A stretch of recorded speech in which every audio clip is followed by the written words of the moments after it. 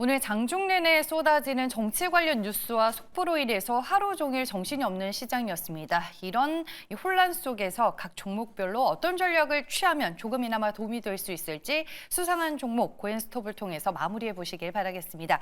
오늘은 IM증권 도곡 WM센터 이화진 과장 나와 계십니다. 안녕하세요. 네, 안녕하세요. 지점이 바뀌었네요. 네, 이번 주에 바뀌었습니다. 발령 나신 거예요? 네, 발령 났습니다. 잘해서 실적이 좋아서? 그럼요. 아, 그래요? 이렇게 어려운 시장 속에서도 제 할 일을 한 과장님 칭찬하도록 하겠습니다. 네, 일단 시장 얘기로 시작을 해야 될 것 같은데 지금 마감 때까지도 속보가 쏟아졌어요. 오늘뿐만 아니라 이제 이번 주말 내내 우리 모두가 정치 뉴스에 이제 휘말리게 되면서 다음 주 월요일 시장에 대한 걱정과 희망을 좀 반복할 것 같은데 과장님은 다음 주 시장 시나리오 어떻게 보시나요? 물론 이제 올해 이번 주 시장은 물론 연기금이 이틀 전부터 그래서 꾸준히 좀 방어를 하고는 있지만은 사실 워낙 이제 오늘 개인 매도세도 나왔고 물론 지금 3시 20분 이후에 또 국회의장이 또 발표를 했고 사실 큰 내용은 없었습니다. 결국에는 오늘 2차 계엄이 있냐 없냐라는 얘기를 해왔던 거고 물론 이제 내일 이제 본회의 이후에 이제 반응이 좀 굉장히 중요하다라고 해봤을 때 물론 이제 하나둘씩 불확실성은 해소되고 있는 건 좀 맞다라고 좀 생각하고 있습니다. 어차피 처음 얘기가 나왔던 첫 번째 걱정됐던 국가 신용 등급 그거는 이제 CDS 프리미엄을 보더라도 큰 문제가 없다라는 걸 우리는 확인을 시켜줬고 그리고 다음 주에 관련해서 이제 본격적으로 그 정치적 불확실성만 좀 해소된다라고 하게 되면은 결국에는 외국인은 오늘 샀습니다. 물론 큰 흐름은 아니긴 하겠지만은 일단 방향성은 조금씩은 바뀌어지고 있다는 점에서는 조금 이번 주보다는 다음 주가 조금 그나마 변동성 측면에서는 좀 나아지지 않을까라고 생각하고 있습니다. 그나마 다음 주에는 좀 희망적인 부분이 있다라고 말씀을 해주셔서 위안을 삼도록 하겠습니다. 그럼 지난주 적중률 확인해 보겠습니다. 적중률이 또 좋은 분 중에 한 분으로 꼽히는데 일단 90%를 달성하게 됐고 이제 이번이 처음이었으니까 제가 쭉쭉 한번 지켜보도록 하겠습니다. 그럼 오늘 이제 T사 어플을 저희가 참고해서 꼽아본 인기 수상한 종목들 섹터부터 확인해 볼게요. 경영권 분쟁이 있습니다. 어떤 종목인지 여러분들 다 예상을 하실 것 같고요. 그 안에 자동차와 2차 전지 그리고 저출생 남북 경협 이렇게 정책 테마주도 있었고 드론 관련주도 있습니다. 종목으로 확인해 볼게요. 고려 아연입니다. 오늘 장중에 240만 원 돌파하면서 신고가 찍고 결국에는 오후장에서 급락이 나오면서 변동성이 커졌습니다. 이제 찰실험 매물이 나오는 구간이 된 걸까요? 물론 아직 끝나진 않았습니다. 네.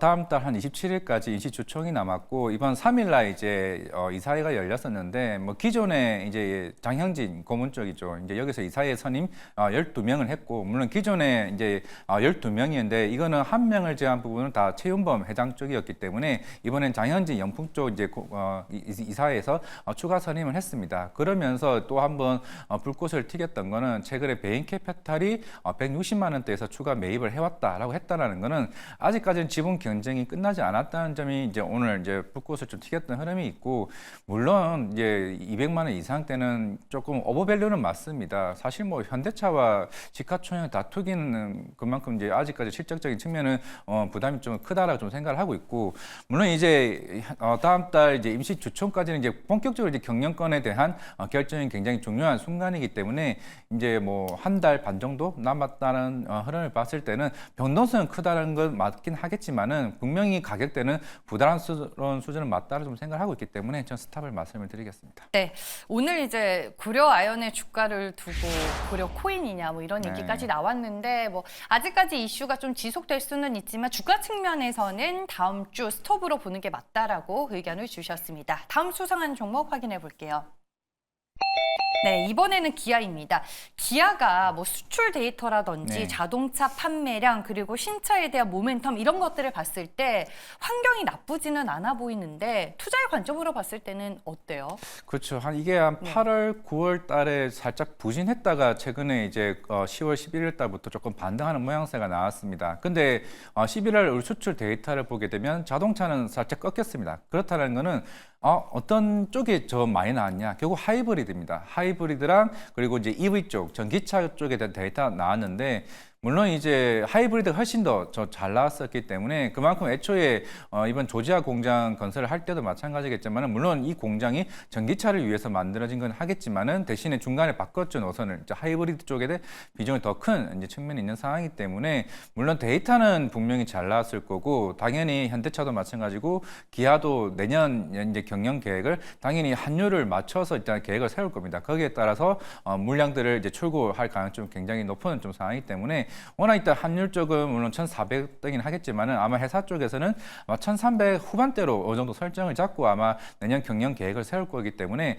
올해보다는 내년에 대한 조금 스탠스가 어떠냐에 따라서 주가 반등이 본격적으로 나오지 않을까라고 생각하고 있고 물론 어제 현대차가 뭐 생산 중단 관련 이슈가 있는 상황이긴 하겠지만은 이 파업 관련 이슈는 좀 단기적으로 좀 생각을 해볼 필요는 있다라고 생각하고 있고 파업이 풀리게 되면 오히려 다시 한 번 더 주가는 전 기아는 반등세가 나오지 않을까라고 좀 생각하고 있습니다. 팝은 이제 늘 존재하는 노이즈이기 때문에 크게 우려할 만한 부분은 아니다라고 얘기를 해주셨고 기아 다음 주 월요일장에서 고를 외쳐주셨습니다.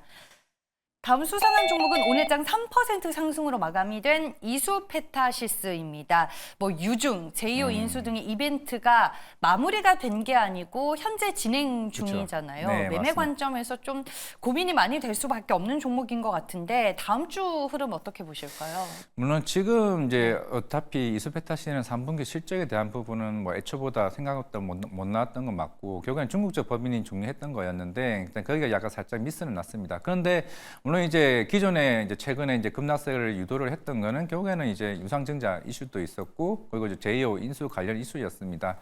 최근에 이제 롯데 쪽을 조금 예를 들게 되면은 롯데가 일진 머티리얼스를 인수하게 되면서 굉장히 자금 쪽에 부담이 있었고 시장에서 계속 얘기를 하는 거죠. 왜 굳이 이 상황에서 업황이 좋아지도 않는데 제2호를 인수하려고 하냐? 당연히 자금적 부담이 생기겠죠. 그런 측면에서는 일단은 계속 두고 봐야 되긴 하겠습니다만은 일단은 유상증자나 특히 제2호 인수에 대한 부분은 일단은 거의 철의 가능성을 가지 않을까라고 좀 생각하고 있습니다. 그런 측면에서는 충분히 반등의 흐름은 나올 수도 있는 상황이고 최근에 또 엔비디아나 물론 구글 관련해서도 내년에 좀 가이던스가 살짝 바뀔 수가 있다는 측면 좀 긍정적으로 볼 수 있다라고 좀 볼 수 있다라고 하게 되면은 이 수페타시스는 지금 가격대에서는 그래도 나름 매력적인 구간은 아닌가. 물론 이제 이 제2호 관련 이슈가 계속 이제 발목을 잡게 되면은 조금 시장에서는 불안 요소라고 좀 생각을 하고 있기 때문에 이게 해소되는 데까지 다 확인하시고 조금 체크를 해볼 필요는 있다 생각하고 있습니다. 네, 알겠습니다.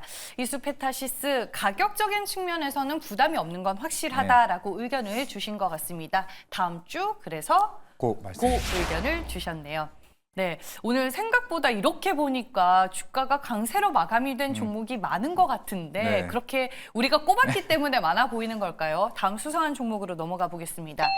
네, 이번에는 꿈비입니다. 오늘 이제 저출산 정책 관련주들도 동반 상승하는 흐름이 나왔습니다. 그중에서 이 꿈비의 상승폭이 가장 컸던 것 같은데 네. 모르겠어요. 저는 이제 옛날 사람이어서 그런지 저출산 관련해서 대장주 하면은 여전히 아가방 컴퍼니를 생각하게 되는데 이제 바뀐 걸까요? 그렇죠. 뭐 매트리스도 네. 있긴 하지만 이제 근데 우리가 저출산 항상 정책 기대감으로 항상 계속 얘기를 해왔었는데 우리가 18년도가 그때 연간 출생아 수가 33만 명이었습니다. 근데 지금 거의 22만 명까지 내려왔고 근데 이게 데이터를 보게 되면 8월 달부터 반등이 나오기 시작을 했습니다. 물론 이제 결혼하신 분들은 더 잘 아시겠지만은 이제 결국에 그 관련 뭐 후원금이나 하나둘씩 나온 부분들이 이제 본격적으로 조금 반응하는 모습을 8월달, 9월달 데이터가 굉장히 잘 나왔습니다. 그러면서 이게 이제 10월달, 12월달 데이터까지 기대를 하게 된다라고 하게 되면은 향후에 실적 기대감까지 올라갈 수 있지는 않을까라는 좀 생각도 최근에 저도 좀 들게 하고 있는 상황이지만은 물론 그거는 이제 향후에 4분기나 내년 1, 2분기에 반응을 봐야 조금 이제 새롭게 태어난 애들이니까 추후에 얼마만큼 여기에 대한 비용을 쓰느냐가 시장에 반응이 나올 수 있다고 생각을 하고 있습니다. 이게 실제적으로 정책적인 모멘텀으로 갈 거냐, 이제 이 회사도 실적이 개선되는 모습으로 갈 거냐가 좀 중요한 기로에 있는 상황이기 때문에 이게 오늘 최근에 박자가 두 개가 다 맞았던 측면이 있지 않았을까라 했을 때 뭐 아가몬 컴퍼니나 뭐 꿈비나 뭐 보령 메디앙스나 이런 측면에서 조금 수급적인 요인이 좀 나왔지 않았나 생각을 하고 있습니다. 네. 제가 이제 애돌맘이잖아요. 저는 이제 당당하게 말할 수 있어요. 여기에서 저출산과 관련된 정책은 더 강하게 나와야 돼요. 정부에서 지원금을 많이 줘야 된다라고 생각을 하는 사람 중에 하나인데 뭐 일단 꿈비 같은 경우에는 아무래도 이제 좀 가볍고 시총이 다른 종목에 비해서는 작기 때문에 그렇죠. 상대적으로 더 잘 가는 부분은 있는 거죠. 네, 그런 것도 있습니다. 보통 대부분 시총들이 뭐 1,000억에서 2,000억, 뭐 대부분 뭐 1,000억도 안 되는 회사도 굉장히 많은 상황이기 때문에 네. 조금만 이거 숫자만 나오면은 이게 이런 이게 10% 이상의 좀 급등이 나온다는 건 그만큼 변동성이 크다는 거겠죠. 결국에는 이제 중장기적으로 성장하는지 여부가 조금 체크할 필요를 있고 정책적으로 얘기를 하면 조금은 이제 변동성에 조금 유인을 하는 게 맞다라고 생각하고 있습니다. 그래서 다음 주는 그 얘기를 하겠습니다. 네, 알겠습니다. 그 의견을 주셨습니다. 마지막 수상한 종목 제이시언 시스템으로 한번 골라보겠습니다. 오늘 14% 급등으로 마감이 됐고 장중에는 신고가를 썼습니다.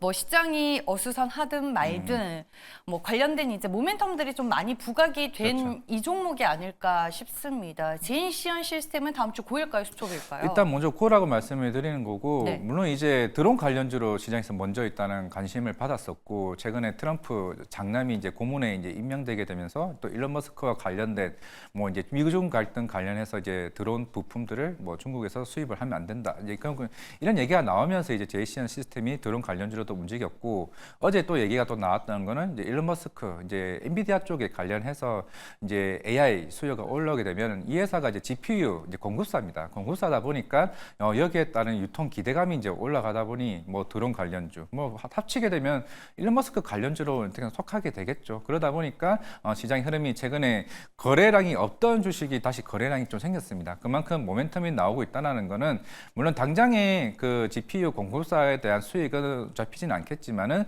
적어도 이제 트럼프 고문 장남 이슈가 계속 부각이 된다라고 했을 때는 조금 테마성으로 움직일 가능성이 좀 있는 것 같습니다.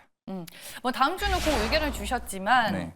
지금 혹시나 신규 매수를 하기에는 조금 많이 오른 게 사실이죠. 그렇죠. 사실 저는 개인적으로 트럼프 관련주로 워낙 변동성이 많이 올라왔던 측면이 있는 상황이고 이 회사가 지금 아까 말씀드린 것처럼 실적이 당장에 잡힐 수 있는 건 아닙니다. 그냥 일론 머스크가 내년에 한 10만 개 쓰는 거 그냥 100만 개 이제 주문을 하겠다는 거지. 결국에는 그게 당장에 이제 수율이 나오고 있는 상황은 아니라서 그거는 이제 내년 뭐 중반이나 후반에 가서 이제 거기에 따른 이제 수혜가 좀 받을 수 있지 않을까. 이 얘기는 나중에 또 한 번 좀 기사가 되지 않을까 생각하고 있습니다. 엔비디아 칩 공급과 관련해서는 실적 측면에서 숫자를 확인하는 게 필요해 보인다라고 조언을 해주셨습니다. 이 종목 살 걸 하고 후회하는 또 시청자분들이 계셔가지고 제가 3번 살짝 여쭤봤습니다. 네, 이렇게 해서 총 5개 종목 고앤스톱 의견 확인해봤고요. 다른 종목들은 어떤 뷰로 보셨는지 체크를 해볼게요. 네, 오리엔트 바이오 정치 테마주죠. 스톱 네. 의견 주셨고 대명 소노시즌 그리고 정책 수혜주로 꼽히는 인디에프도 스톱 관련주를 주셨습니다. 역시나 정치 테마주를 그리 선호하지 않는다라는 이화진 과장님의 뷰가 잘 드러나는 고앤스톱이었습니다. 네, 오늘 이제 구를 주신 종목 가운데 베스트 수상한 종목 들어볼게요. 귀합니다. 워낙 이제 주가도 많이 빠졌고 사실 이 정도면은 충분히 뭐 우리가 뭐 미중 관세 뭐 미중 관세가 아니라 이제 미국 트럼프 이제 당선인의 이제 관세 관련 이슈도 이미 뭐 다 선반영 됐다라고 좀 생각을 하고 있습니다.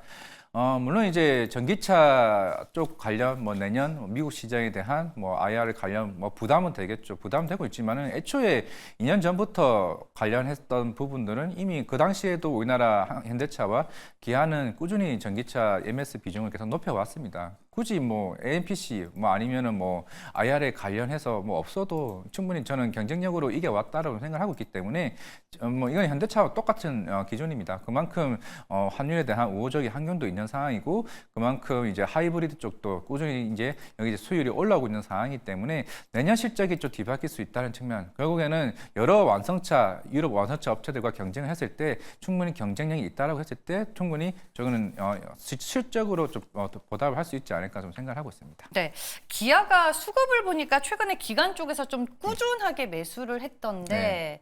뭐 내년을 좋게 보기 때문에 기관도 미리 좀 투자에 가담을 하는 걸까요? 그런 것도 있고 결국에는 네. 최근에 또 연말이니까 주주하는 정책에 대한 기대감도 포함이 되는 부분이다 보니까 현대차와 기아 이거에 대한 기대감이 덩달아 포함되지 않을까 좀 생각하고 있습니다. 네, 그 밸류 모멘텀을 제가 듣고 싶어가지고 살짝 여쭤봤는데 기관이 그런 걸 노리고 이제 또 매수에 가담을 하고 있다라고 얘기를 해주셨습니다. 수상한 종목 오늘 이화진 과장과 함께했습니다. 말씀 잘 네, 들었습니다. 감사합니다.